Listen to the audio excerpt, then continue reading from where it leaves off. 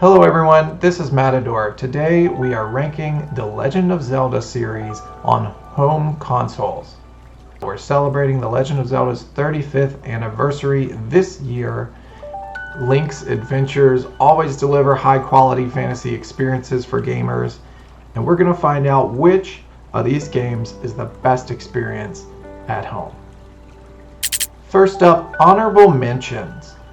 The Hyrule Warriors is a spin-off series that stars Legend of Zelda characters, but is really a Dynasty Warriors game.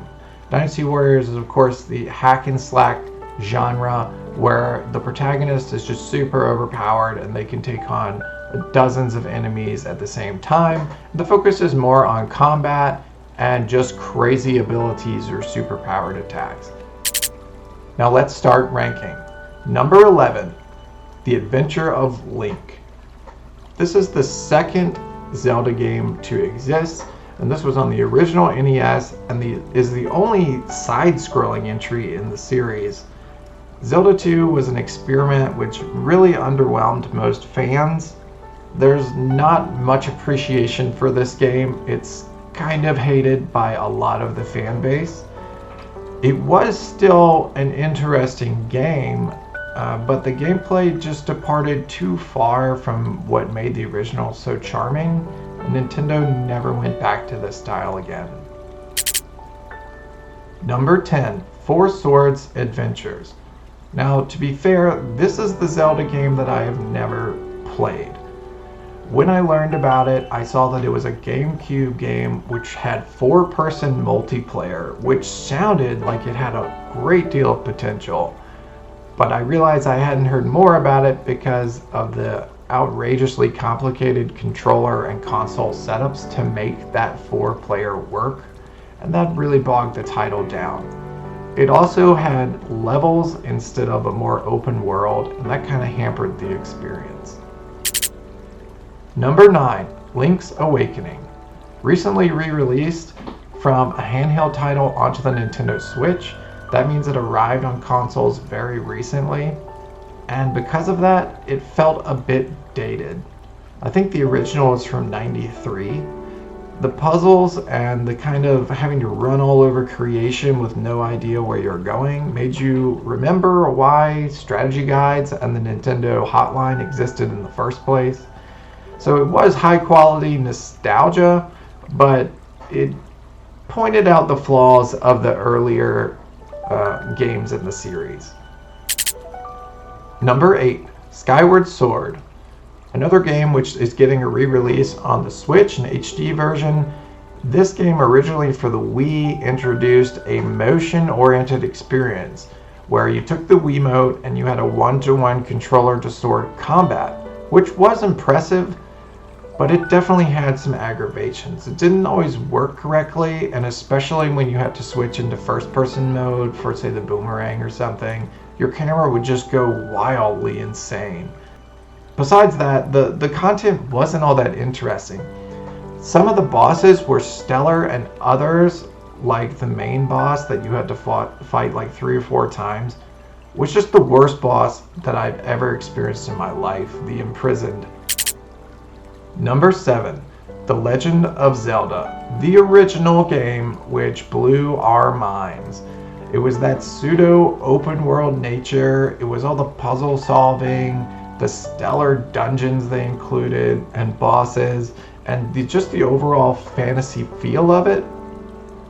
The series definitely improved greatly from here, but this is still a solid presentation to go back even today. It is a piece of history that definitely should be observed and played by anyone who considers themselves a true gamer.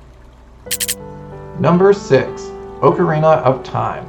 This is one of the most loved titles in the Zelda series, possibly the most loved 3D title in the series altogether. People still talk about this game 20-some years later.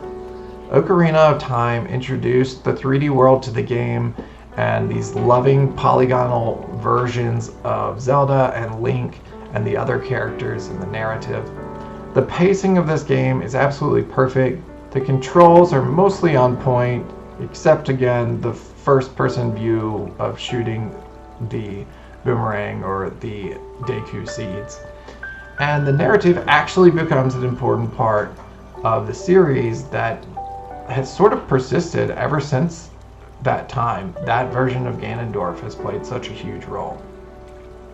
In hindsight, if you play this now, the areas feel relatively simple, and it seems pretty obvious, say, when there's a rock you need to blow up. Number 5, Majora's Mask.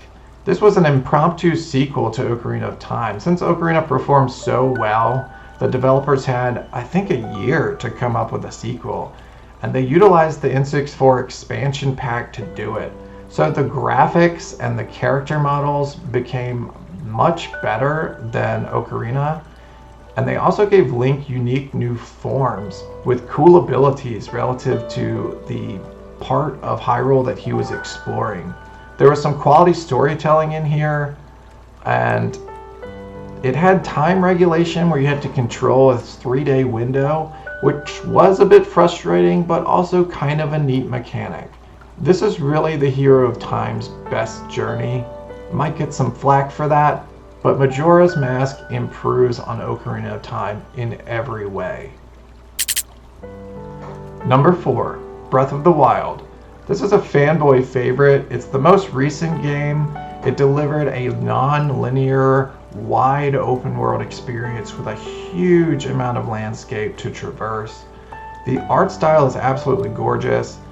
The play style is brilliant. There's all kinds of things you can do with your character in this game. And the voice acting, the first time we've had voice acting, is actually really good. However, the lack of proper Zelda dungeons made this title feel incomplete. Like, the Divine Beasts were so short and simple physics puzzles that it really was lacking that kind of Zelda feel to it.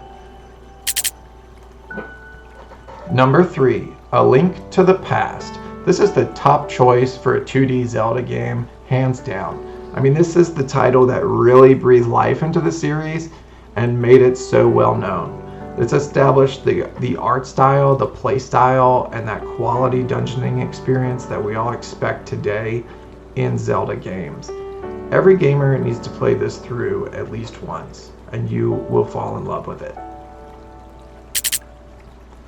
Number 2, The Wind Waker. The cel-shaded art style of this game was initially controversial on launch, and this was mixed with a more adventure-oriented overworld where you could travel anywhere at any time over water using your boat. Wind Waker was absolutely beautiful and was remade later on the Wii U system in HD. This title is a quality experience all throughout, but unfortunately, traveling across the oceans does get a little tiresome, and you get a little tired of seeing blue, as there's just no real overworld with which to walk across. Number 1, Twilight Princess. A much darker narrative, this title was more adult-oriented and is the pinnacle of 3D Zelda gaming. You had that awesome wolf form that you could do combat in, which made sure that combat never felt boring because you could switch between being Link or Wolf Link. You likewise had 2 versions of the same world, the Twilight and the Hyrule versions. You had some likable characters, like Midna especially, and you had quality dungeons in this game with some cool, unique abilities. This is the best game in the series. Thanks for following along. Everyone has their own favorite Zelda adventure, which brings something new and special to this powerful and impactful series.